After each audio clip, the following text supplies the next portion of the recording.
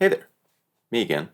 So it's been a while since I've done a dedicated night photography video, and that's kind of my jam, so I think it's time to fix that. I'm not going to waste your guys' time. Let's just load up some film and get out there and shoot.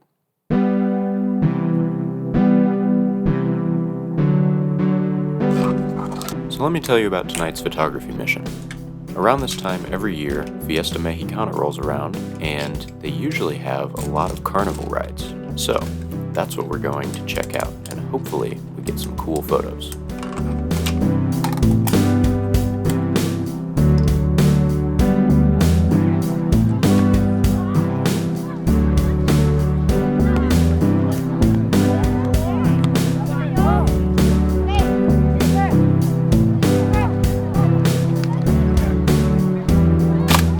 This photo was tough to frame up, but I really like how it turned out. Great start.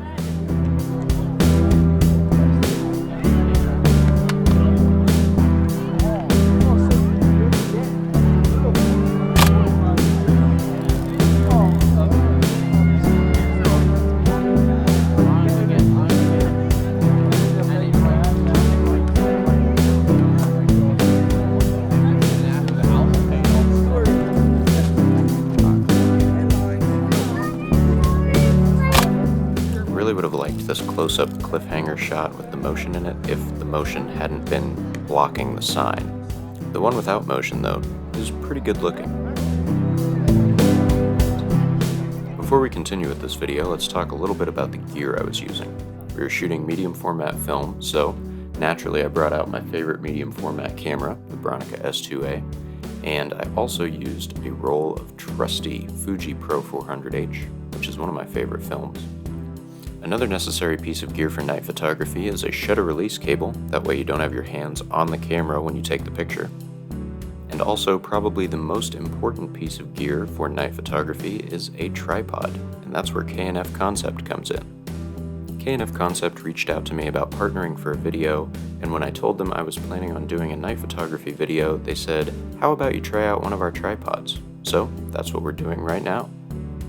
This is one of their carbon fiber travel tripods, which has carbon fiber legs that come with quick twist locks on the tripod legs for easy extension.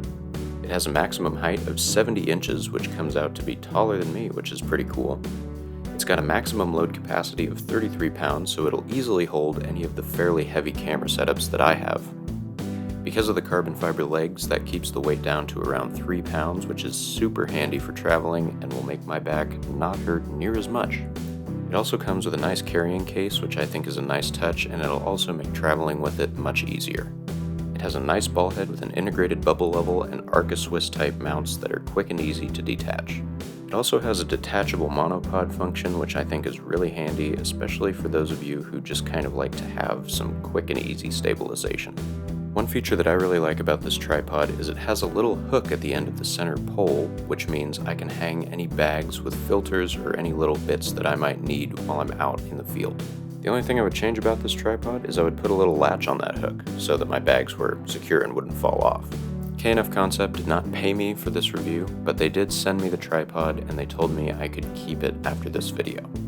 They also gave me a discount code that you can use, so if you go to K&F Concept's website, you can use the code Reimann to save 10% off your purchase. Big thanks to K&F Concept for partnering with me and supporting the channel.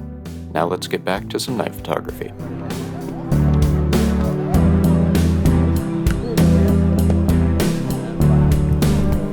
I really like the look of these dual ticket booths. I think this turned out really great.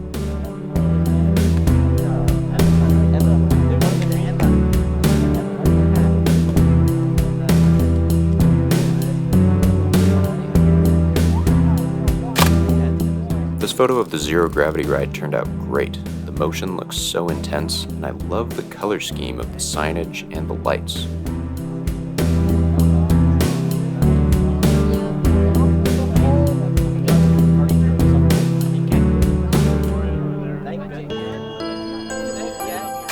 This close-up photo of the alien abduction ride also looks really cool. I can't decide if I like this one better or the more wide shot.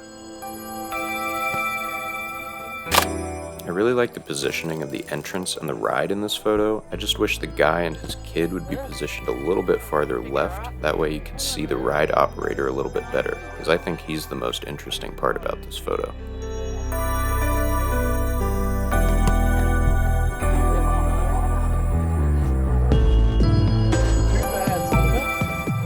Can't quite decide what it is about this photo, but it doesn't quite do it for me. Maybe it's because the lights aren't quite bright enough at the top of the motion of this ride, but it just doesn't quite get there for me. It is cool though.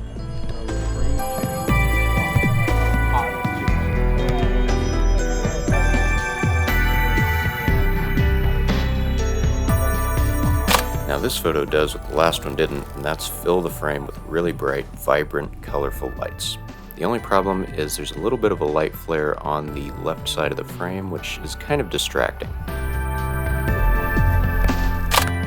This might be my favorite shot of the night. I really love the red and orange hues that are casted on the ground by the lights, and the motion once again is super intense, and then those three guys watching the ride is a really nice touch without being too cluttered with people.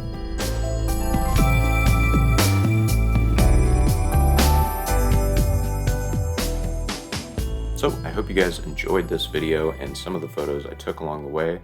I think my favorite photos from the night were the cliffhanger, the zero gravity ride, and the alien abduction ride. I think those photos all turned out really clean, and I think at least one of them will make it into my portfolio. So pretty successful little outing, and hopefully I can get back out there soon.